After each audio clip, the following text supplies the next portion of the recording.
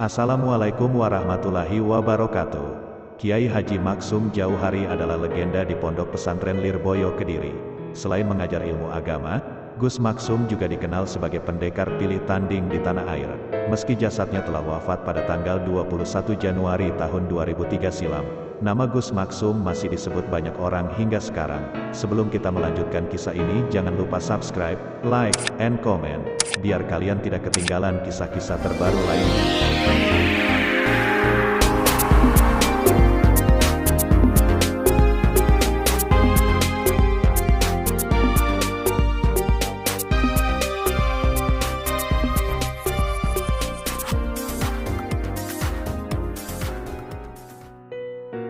Gus Maksum adalah ikon kejayaan ilmu bela diri santri Pondok Pesantren Lirboyo. Ajang pertarungan silat pencak dor menjadi salah satu monumen kenangan yang ditinggalkan Gus Maksum semasa hidupnya. Gus Maksum adalah putra dari Kiai Haji Abdullah Jauhari di Kanigoro, Kediri. Usai menyelesaikan pendidikan dasar di SD Kanigoro, Gus Maksum melanjutkan pendidikan ke Madrasah Sanawiyah Lirboyo.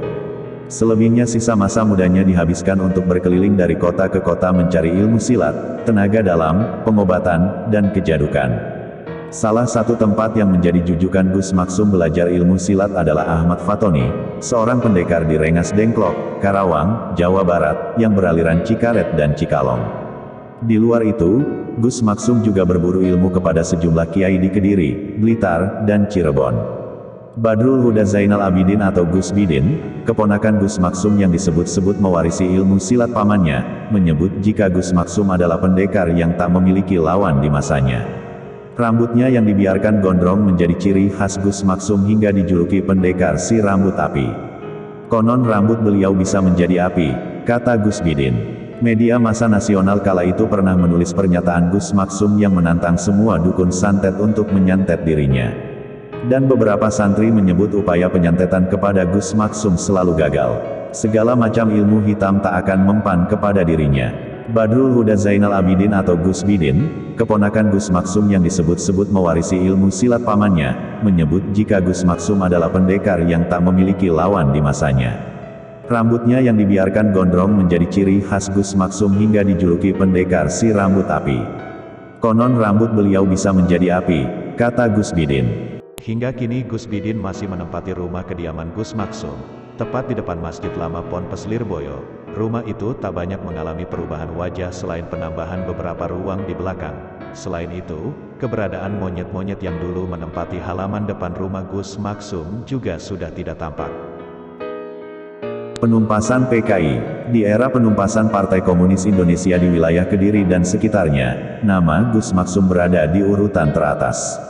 Selain membela pesantren dan Nahdlatul Ulama yang menjadi musuh ideologis PKI, Gus Maksum punya alasan khusus untuk mengangkat senjata dalam penumpasan itu. Pondok pesantren milik ayahnya di Kanigoro, Kecamatan Keras, Kabupaten Kediri pernah diserbu oleh massa PKI. Bahkan di masjid pondok yang tengah dipergunakan kegiatan oleh aktivis Islam yang tergabung dalam Pelajar Islam Indonesia (PPI). Kala itu mereka sedang menggelar kegiatan mental training, mantra, di Kanigoro. Menurut Sari Emingahayu dalam sisi senyap politik bising, Kanigoro terkenal sebagai basis PKI. Kawasan ini penghasil tebu untuk pabrik gula Ngadirejo. Buruh tani di sana kebanyakan berafiliasi dengan Barisan Tani Indonesia (BTI). Di masa itu, gerakan dan mobilisasi partai politik makin meningkat, baik berupa kampanye maupun pawai. Suatu pagi, usai menjalankan sahur di bulan Ramadan, massa PKI tiba-tiba merangsek ke sekitar Masjid Kiai Haji Abdullah Jauhari. Mereka menyisir perumahan warga untuk mencari peserta PI yang menginap di rumah warga. Sebagian massa menyerbu masjid dan melempar serta menginjak-injak Al-Quran. Menurut Sari Emingahayu dalam sisi senyap politik bising, Kanigoro terkenal sebagai basis PKI. Kawasan ini penghasil tebu untuk pabrik gula Ngadirejo. Buruh tani di sana kebanyakan berafiliasi dengan Barisan Tani Indonesia (BTI). Di masa itu, gerakan dan mobilisasi partai politik makin meningkat, baik berupa kampanye maupun pawai. Suatu pagi, usai menjalankan sahur di bulan Ramadan, massa PKI tiba-tiba merangsek ke sekitar Masjid Kiai Haji Abdullah Jauhari.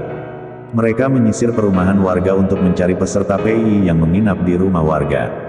Sebagian massa menyerbu masjid dan melempar serta menginjak-injak Al-Quran. Tak hanya itu, peserta PI dan Kiai Abdullah Jauhari juga diarak menuju kantor polisi sektor. Setelah situasi reda, mereka kembali dipulangkan ke tempat asal. Perilaku massa PKI kepada ayahnya ini menjadi salah satu kemarahan Gus Maksum. Dalam peristiwa penumpasan PKI tersebut, almarhum Kiai Haji Idris Marzuki pernah menyampaikan jika kala dirinya berbagi tugas dengan Gus Maksum. Kiai Idris Marzuki bertanggung jawab atas kelangsungan pendidikan pondok, sedangkan Gus Maksum berperang menumpas PKI dengan dibantu TNI.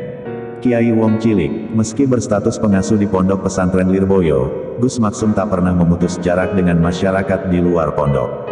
Setiap hari tamunya berasal dari berbagai kalangan, mulai pejabat, politisi, hingga masyarakat biasa. Dan hebatnya, Gus Maksum tak pernah memberi perlakuan istimewa kepada tamu-tamu penting. Semua harus antri sesuai kedatangannya. Semasa hidup Gus Maksum juga tak dikenal sebagai kiai pondok. Alih-alih menjaga kewibawaan, Gus Maksum justru kerap keluyuran untuk berinteraksi dengan masyarakat di luar pondok. Setiap kedatangan Gus Maksum seperti karomah bagi siapapun yang dikunjungi untuk mengadukan persoalan sehari-hari. Mulai usaha bangkrut, terlilit hutang, punya musuh, konflik rumah tangga, suami penjudi, dan lain sebagainya berkelindan di tangan Gus Maksum. Beliau juga tak segan meresmikan musola kecil di dalam gang, meski kala itu pergaulannya sudah di jajaran elit.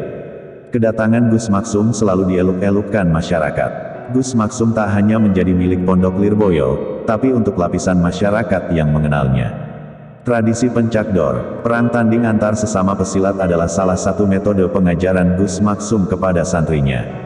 Untuk menguji tingkat penguasaan jurus yang diajarkan, Gus Maksum meminta mereka untuk perang tanding. Jadi itu semacam ujian, kata Gus Bidin. Hingga kini tradisi perang tanding ini masih dipertahankan oleh Gus Bidin sebagai pengajar silat yang menjadi ekstrakurikuler pendidikan Pondok Lirboyo. Hanya saja, ajang pencakdor saat ini tak hanya dikhususkan untuk santri, tetapi terbuka lebar untuk masyarakat umum. Semua pendekar pencak bisa naik ke atas gelanggang untuk beradu silat dan saling menjatuhkan. Satu-satunya peraturan yang dibuat penyelenggara pertandingan adalah, di atas lawan di bawah kawan. Artinya, tak boleh ada dendam di luar gelanggang meski sebelumnya terlibat adu jotos yang sangat keras. Itulah pencak yang diajarkan Gus Maksum. Semoga kisah ini menjadikan kita lebih mendekatkan diri kepada Allah Subhanahu wa Ta'ala. Amin amin ya robbal alamin. Sampai di sini pembahasan kita mengenai Kiai Maksum Lirboyo. Jangan lupa subscribe, like, and comment ya sobat. Wassalam.